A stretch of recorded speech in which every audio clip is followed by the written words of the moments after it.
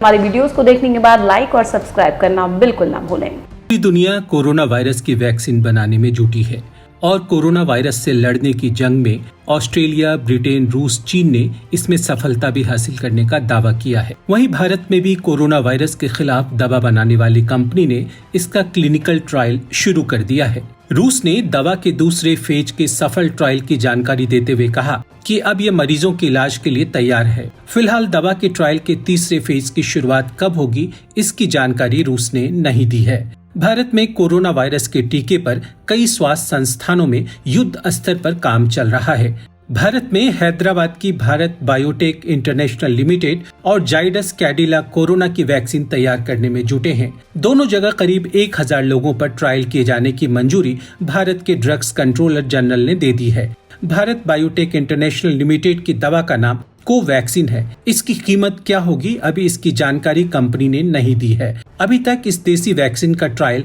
सफल रहा है और ये सभी सुरक्षा मानकों पर भी खरा उतरता दिख रहा है। दुनिया में दवा बनाने वाली बड़ी कंपनियों में से एक सीरम इंस्टीट्यूट ऑफ इंडिया का दावा है कि संभावित वैक्सीन कोविशील्ड भारत में दिसंबर के पहले सप्ताह में 1000 रुपयों की कीमत पर उपलब्ध होगी और दिसंबर में कम से कम इसकी 4 बिलियन खुराक तैयार हो जाएगी।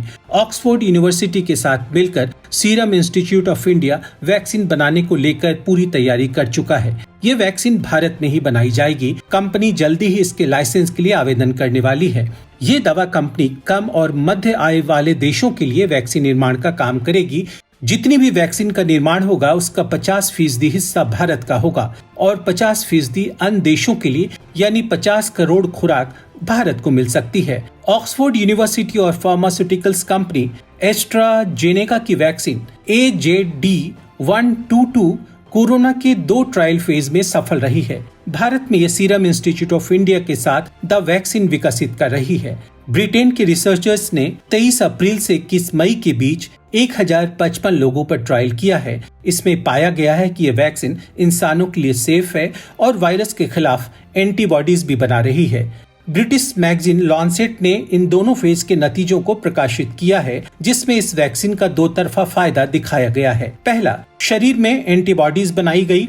दूसरा, इम्यून सिस्टम को मजबूत करने का काम भी किया और जो मामूली साइड इफेक्ट्स था वो पैरासीटामोल दवा से ठीक हो गया। पूरी दुनिया में कोरोना महामारी से छुटकारा पाने के लिए कोरोना वायरस के 23 टीके के क्लिनिकल ट्रायल हो रहे हैं। कुछ देशों में पहले और दूसरे चरण के क्लिनिकल ट्रायल हो रहे हैं। दिल्ली के एम्स में भी 18 से 25 साल के बीच के 100 स्वस्थ लोगों पर ये ट्रायल किया जा रहा है। आपको बता दें कि इस बीमारी के चपेट में अब तक 1 करोड़ से ज्यादा लोग आ चुके हैं और 5 लाख से ज्यादा लोगों की दुनिया भर में मौतें हो चुकी है। हालांकि दुनिया भर के अलग अलग हिस्सों में 120 मेडिकल टीमें इस बीमारी के इलाज के रिसर्च में जुटी है और करीब 7 महीने बाद इसकी वैक्सीन बनाने की कोशिशों के अच्छे रिजल्ट मिलने शुरू हो गए हैं। 15 जुलाई को अमेरिका में टेस्ट की जा रही वैक्सीन के नतीजे वैज्ञानिकों को आशानुरूप मिले हैं। इस वैक्सीन को नेशनल इंस्टीट्यूट ऑफ हेल्थ और मॉडर्ना इंक में डॉक्टर फाउची के साथियों ने तैयार किया है।